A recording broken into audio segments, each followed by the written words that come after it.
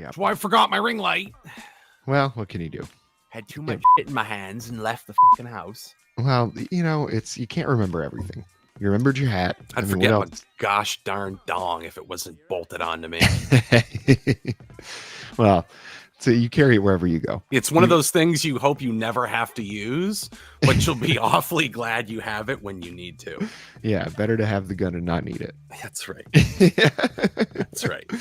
And I always keep one in the chamber in case you're pondering.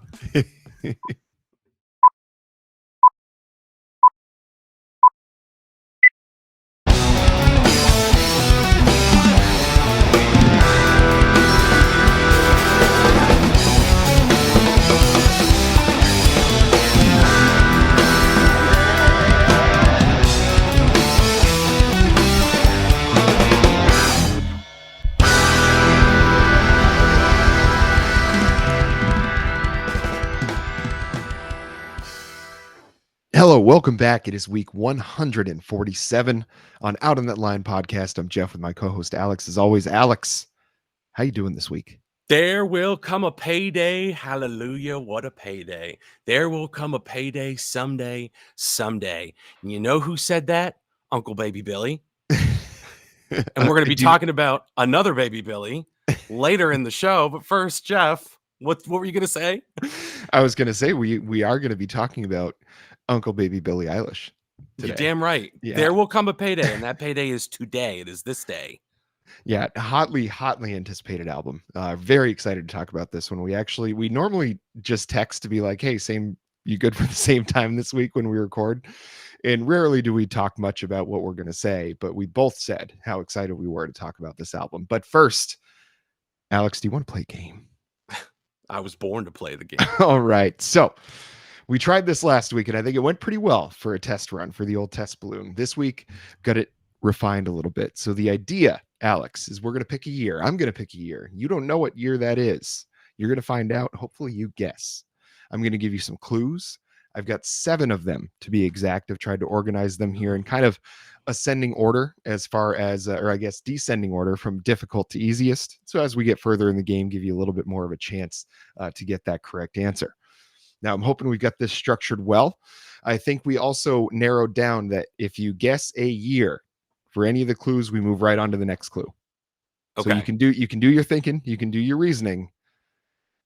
Numbers come out of your mouth, we move on to the next clue. And you got 3 of those? I've got 7 clues. No, but you get 3 guesses at a year before you crap out? I can only guess the year 3 times. I can't just keep going. Let's say that, because then you could just rattle off, because the first couple clues, especially with this one, I think is going to let you zero in, to a bracketed range. And then it's going to be a matter of, really picking your brain to see how much you remember of these things matching up with each other. You get overconfident and you burn 2 picks right out of the gate. Now we got a ball game. So what do you say we get started, Alex? Are you ready? Yes. Okay. First clue. Lyle Lovett suffers a broken collarbone in an accident while riding his motorcycle in Mexico. The accident prevented Lovett from attending the Grammys, where he ended up winning 2 awards. Okay. Next one. I'm not even going to. Okay. Next clue. The Rock and Roll Hall of Fame opened in this year in Cleveland, Ohio, USA. Oh, God. Okay. Well, when did the Rock and Roll Hall of Fame open? See, my original instinct, you said Lyle Lovett, and for some reason, I locked into the 90s. Okay. This has me think. How old is the Rock and Roll Hall? Jeff, what year did the Rock and Roll Hall of Fame open?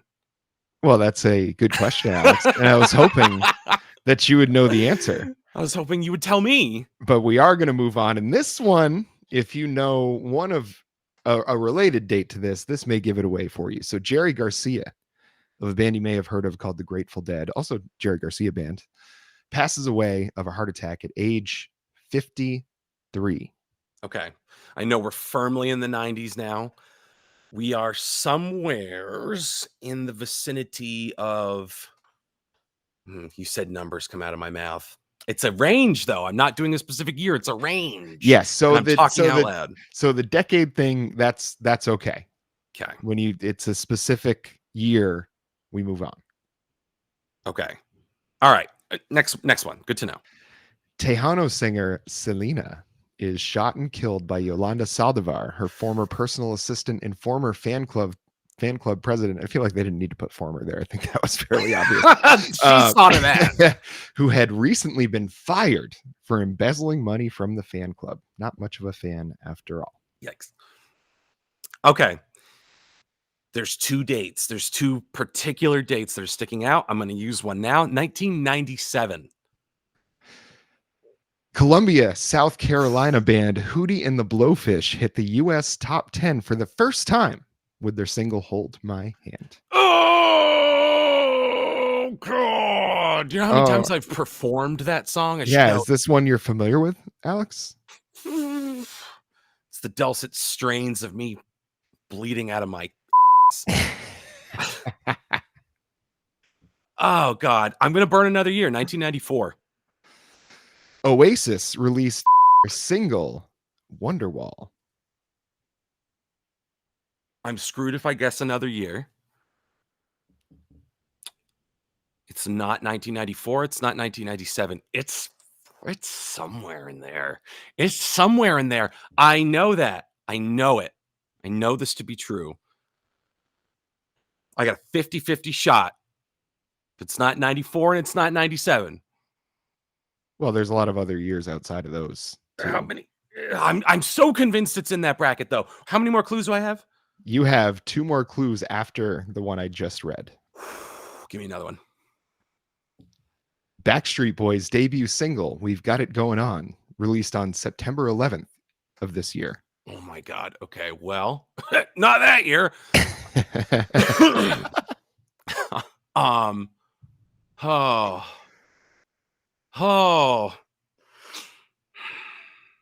I got a 50-50 shot. It's one of those 2 years. It's one of those 2 years. Okay. So is it the kind of thing where you give me the last clue, I got to guess, and then that's it, That's your last guess. You either win or lose. Do you want the last clue? Rip Sudden death. Okay. Rip it.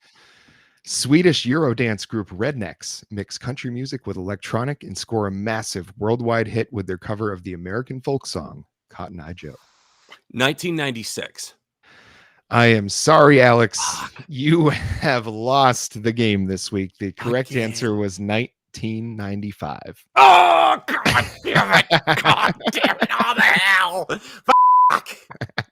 You did zero right in on it with the 94 and 97 guesses. You were right there. I knew the Jerry Garcia part was going to get you because I figured you probably knew about his age range from how much Grateful Dead you've listened to. The Lyle Lovett, that was the dark horse one for me to start with because I was like, this is the kind of weird thing he may know, that he may be able to put two and two together. Lyle Lovett made me instantly think 1991 for some reason. You say and I'm like, this is the year I just happen to think it is. It's never right, but it's always in the vicinity. Well, that was fun. I think that one went a lot smoother. I think when we established the ground rules, that was fun. All right, so here's the question, and we want you folks at home watching to weigh in on this one.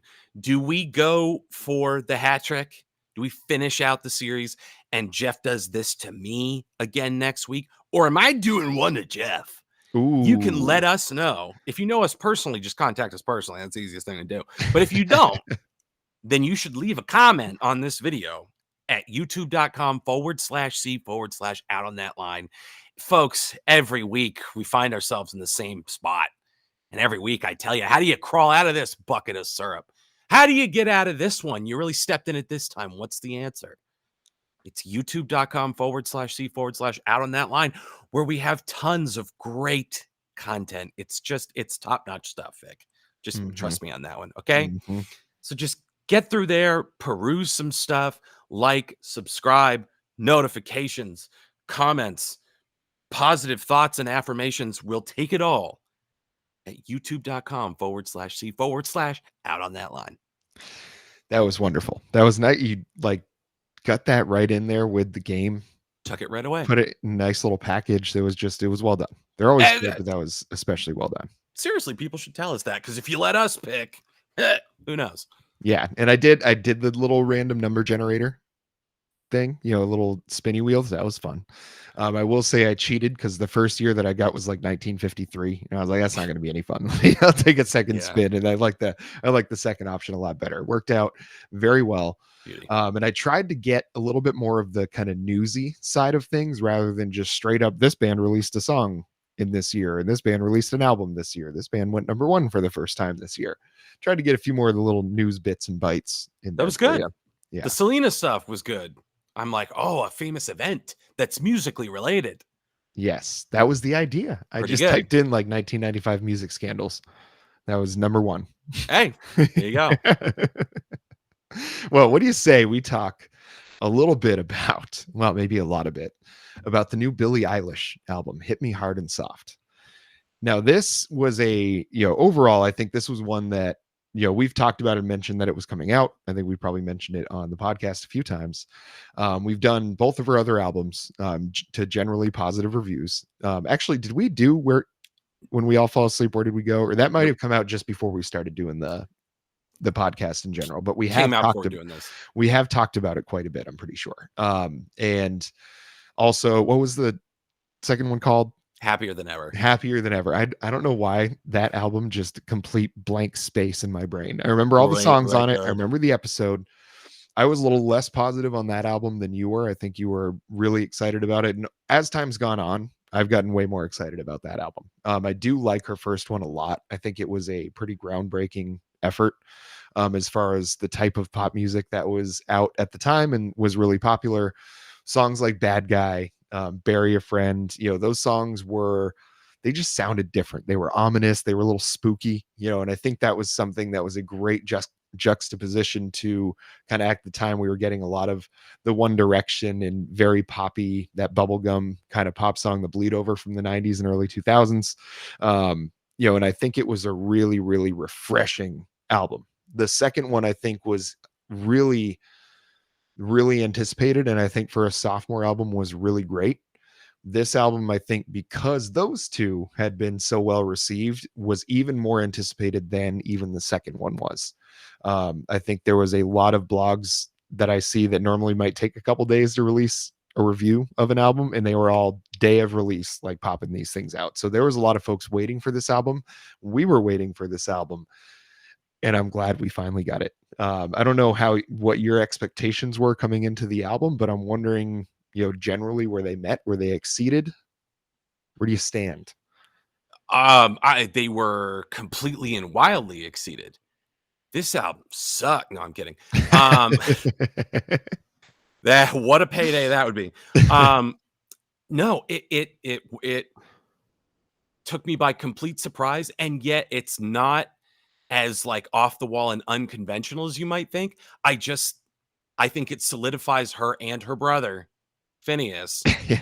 I think it solidifies them as pop what do you want to call it? Like pop luminaries. I don't know, it sounds pretentious, but like they're like a pop juggernaut, and they're also an aesthetic. We'll get into this idea. Billie Eilish is an aesthetic. She is contributing to it, but it's not about building her up. She's the vehicle for this music that she's making with her brother, and the ways that they've been allowed to experiment and grow, because you have, when electric sheep fall down, where do they go? I'm never ever going to get it right.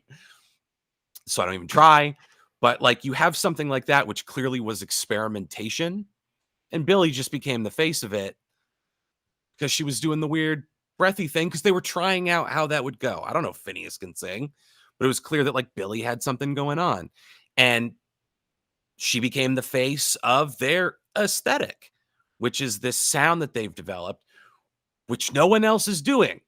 And we'll get into that. So tell me about your thoughts. So I really, just like you, I think this far surpassed any expectations that I had of it. I was excited for it, and I knew it was going to be good.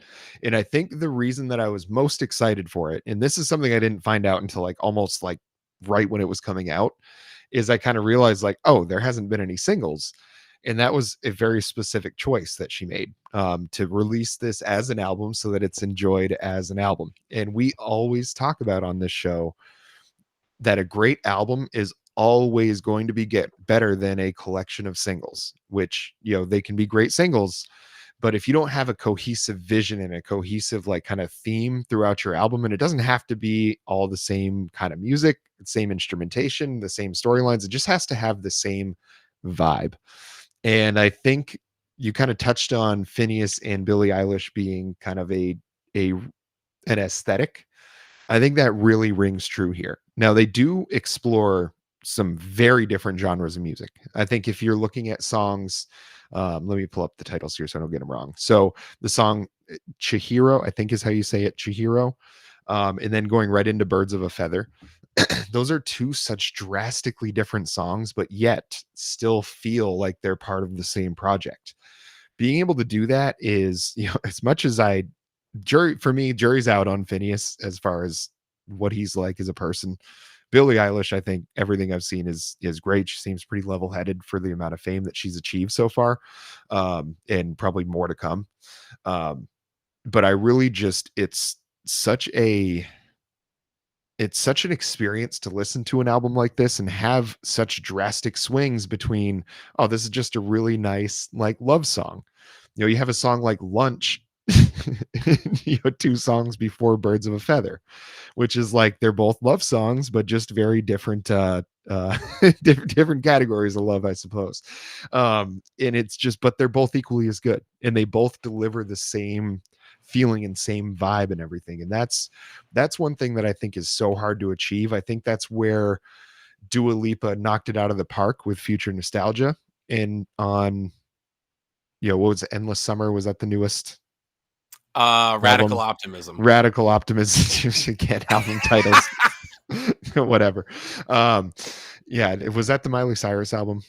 Endless Summer? Yes, No, yeah, sure well, was. whatever. But where you get the Dua Lipa Future Nostalgia and like the kind of feeling you get with that album, it was incredible all the way through. And this album is that same level, maybe even better. It's hard for me to say an album is better than one of my favorite pop albums of all time, but this one is right up there. I think what I really was hoping we weren't going to get a lot of was the what was I made for type of Billie Eilish, which is just the really falsetto, whispery sort of voice. It's very nice. It sounds very nice. It's just not what I really want. And I think Billie Eilish has not really like displayed the pipes as much as she could have so far in her career. And I think on this album, she really, really did. Yes. That is one thing I remember having in my brain. Like you listen to the first song, Skinny, and it's very much that like, what was I made for kind of type of feeling, slow ballad sort of song. And then you get into Lunch. So I was already we'll like, get into Lunch. yeah, I was a little worried when I heard Skinny. For the first time I listened to the album, I was like, oh no, is this going to be the whole album? I was like, it's going to be good. Like she doesn't make bad stuff, but am I going to be really into it? And then you get into Lunch, and that song is very good. Then you get into Chihiro, and you get into Birds of a Feather, where she starts like really letting it rip and singing, and you realize that the whisper singing is a choice. She doesn't have to do that. That's the same thing as like a metal singer growling. It's an instrument more than it is just the only thing she can do. And I think there's a lot of singers that fall into the category of singing one way because that's all they can do, versus others that are just going to sing the way that serves the song. And I think Billie Eilish displayed such a handle on what type of voice to bring to a song that's going to lend itself to the right emotions that you're trying to display with the lyrics, and then lend itself to the right kind of like, am I supposed to be fearful? Am I supposed to be sad? Am I supposed to be angry here? I think using her intonation the way that she does and getting rid of the singing in cursive when she really starts belting it out, I think it's such a great example of what she's capable of. And I think what she's capable of, I think should be separated from Phineas, because I would like to hear Billie Eilish on some other producers, because he's great. There's no denying that. Like 3 full albums worth of songs that are extremely well produced. I think it's such a weird happenstance that she's so talented, and then her brother is also one of the most talented producers going in the industry right now. It's like very strange that what was in the water in the Eilish household, if they're both like this good.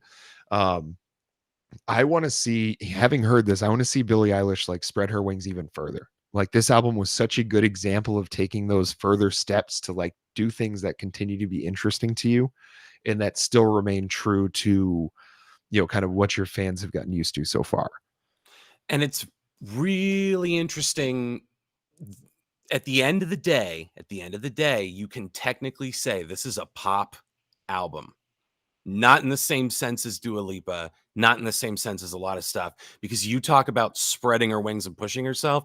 She went ahead and spread Pop's wings and nudged Pop in a direction. This is what it can be. It doesn't have to sound like everything else. Like, sorry to use a fucking tired punching bag, but ding dong, bing bong, Taylor Swift, Billie Eilish, every single thing delivered on this album outperforms what Taylor Swift is capable of doing. I'm sorry.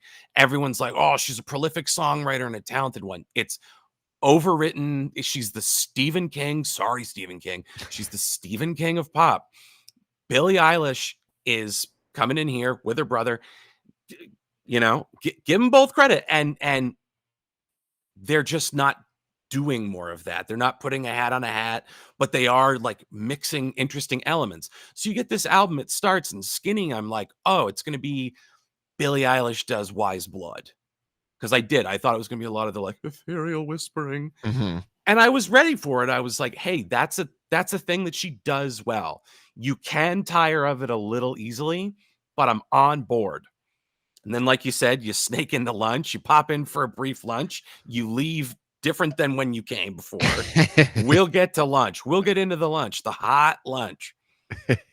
But for me, when you first mentioned it, Chihiro and Birds of a Feather, Chihiro, I'm looking at my notes, and this is really where I was like, this is an aesthetic. Billie Eilish, in quotations, is an aesthetic, not a pop star. Much in the same way as like Steely Dan was an aesthetic. They were composers, not rock stars. Did Come I on. just give her the Come on. ultimate compliment? Come on. There's no need for the Dan right now. She gets the Dan stamp all over this thing. But that it's that like composer DIY, let's try some stuff out. Why can't it be a tasty pop groove with a lot of synth baked into it? You know what I mean? Like mystical grooves with synth. Great song. Then you get into Birds of a Feather, and that's where she like completely subverts it and is like, yes, I am an aesthetic. Billie Eilish is an aesthetic for this family thing we got going on. But also, I can show you that I am, in fact, a pop star.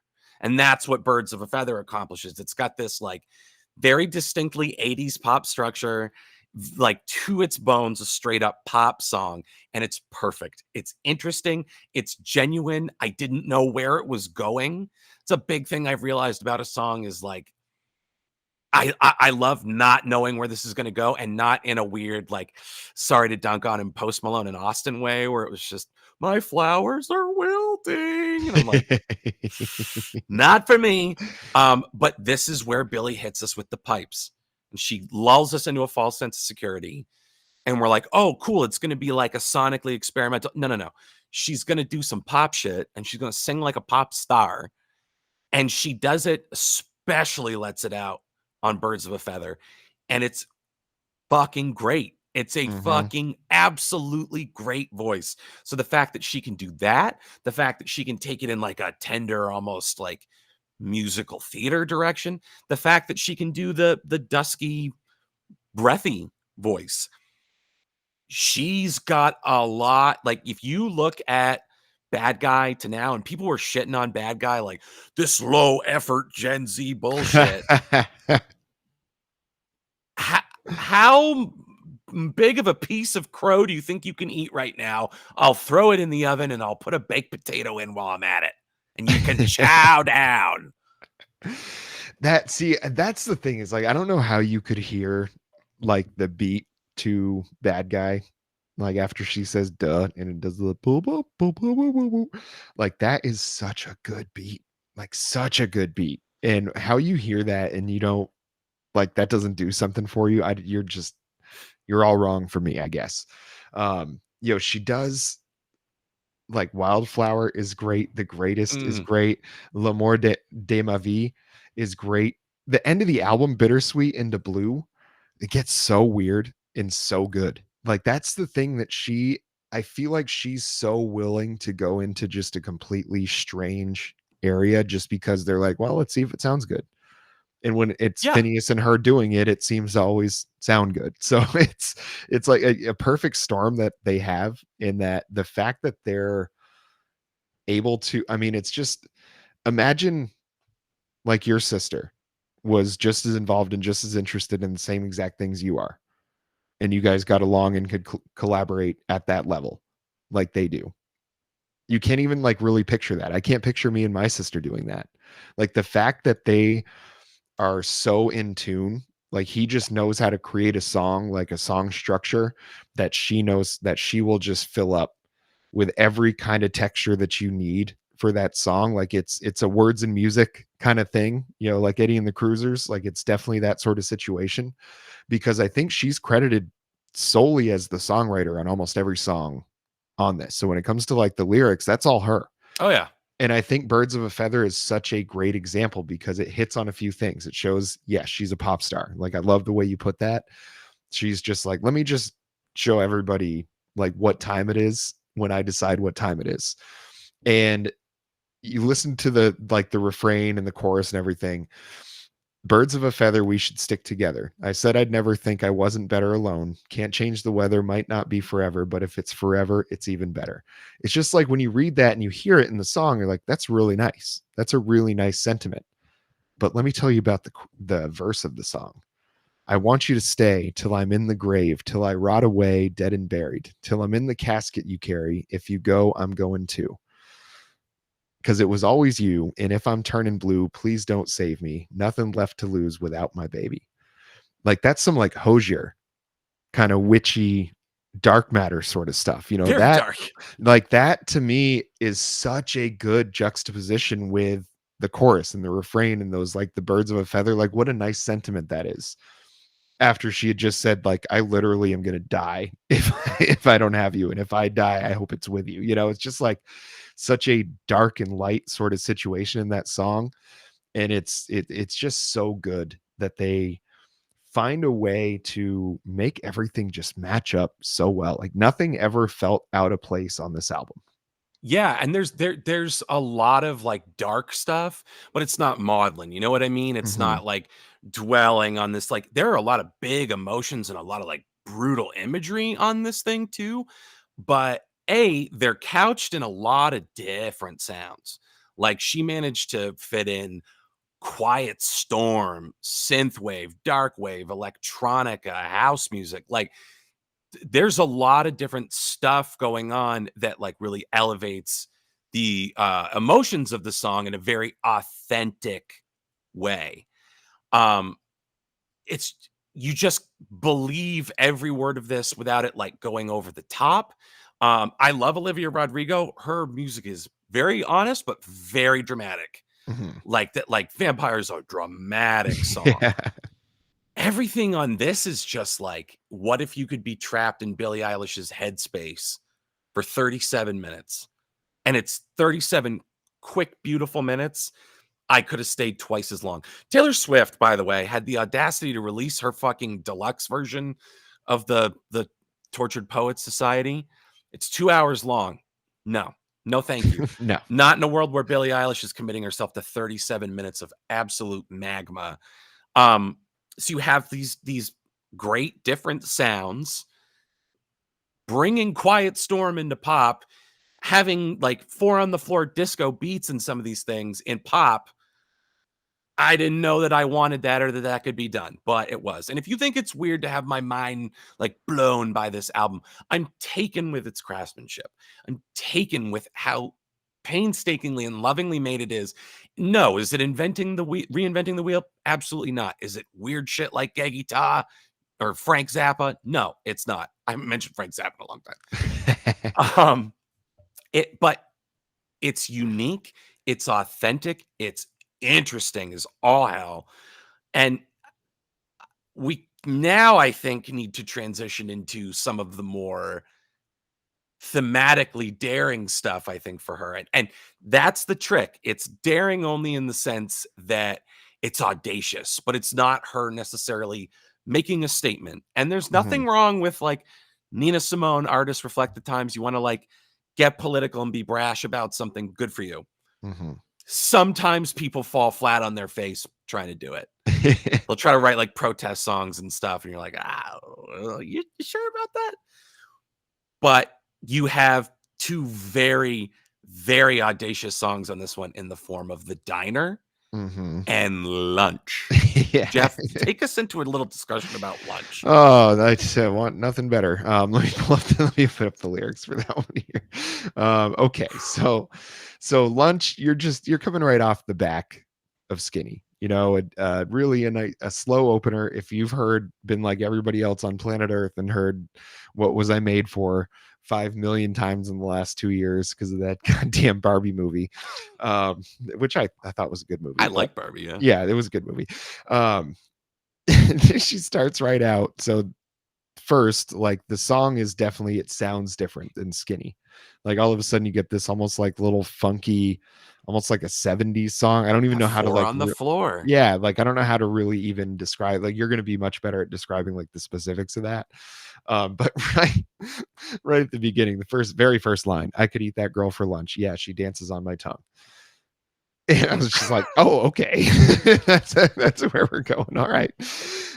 So finding out a couple different things about Billie Eilish with that song, but it's really the thing is there's songs that are like dirty, and this one could be in that category. But the way that it's structured and how she sings it, if you don't dig into the lyrics at all, it's just going to sound like a fantastic, great pop song. If you want to dig into the lyrics, you're going to find a whole lot more. It's a bisexual bop. It is the anthem that they will play in Cell Block D and Horny Jail because it's it's like a very, very sexual song without it being like it's hard to explain. Like she's got an awful case of the horn here, but it's funny without being goofy. It's legitimately sexy, and it's just like so laser focused and so manifested in the music. Like you feel that kind of like overpowering, like she's like the cartoon where you turn into a wolf and your eyes bug out and your heart and stuff. She's got it real bad for this girl. And musically, it's the rhythm section, the way that this is structured, that quick four on the floor, the heavy bass, this whole thing drives it, and combined with like the breathy elements of it. I don't gotta tell you what the music's simulating, but it's sure is stimulating for Yeah, it's old not baby Billy. yeah, it's not like my neck, my back, or Anaconda. Correct. It's not quite that level. But it doesn't. There's not very many big steps you need to take to get there from She this don't one. hold back on the Yeah, horn. just really really fantastic. And the diner. You want to talk a little bit about that one? Why'd you bring that one Please. up specifically, Alex? 'Cause it's creepy Billy. It's very creepy Billy.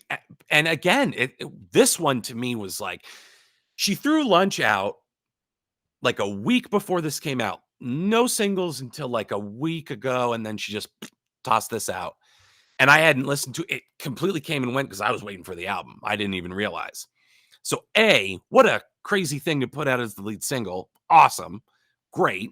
Um, Glad I didn't hear it because Skinny set me up for different expectations Mhm. than hearing Lunch would have. I'm glad it worked out the way it did. But The Diner to me is like a very daring song because it's creepy Night Stalker stuff. Yes. Our Randy friend Billy is climbing through windows and just has this like Night Stalker energy. It's weird. It's obsessive lust. It's got a very like gothic, ominous drop in it. And like the end where she's like repeating the license plate number to herself. It's Mhm. just this great touch as it melts away, just like watching the object of her affection driving away and just being like 8675309 Yeah. 86 and just like repeating it to herself as the song peters out. It's great little touches like that I'm Yeah. going for the hat trick dunk on Taylor Swift. Taylor Swift could never. No, absolutely. There's so many times in this album that when I was listening to it, I was like, man, there are so many pop artists that wish they could do what she does here. There's a lot of them that can't and know that, and they don't try. They stick in their lane and they're good with that. Like I can't imagine like Charlie XCX trying to do any of these songs. Just wouldn't work. Great in her lane. Nobody's touching Billie when it comes to this. I think the diner, we need to point out, like right before, so the whispering of the, and it's a phone number at the end. The whispering of the phone number is one thing, but listen to the, like right before it, it kind of leads into it. I memorized your number. Now I call you when I please. I tried to end it all, but now I'm back up on my feet. I saw you in the car with someone else and couldn't sleep. If something happens to him, you can bet that it was me. Like just, I mean, straight murderer, stalker, like whatever you want to say, just like embodying that character and doing that with such conviction is a risk, especially in today's current climate.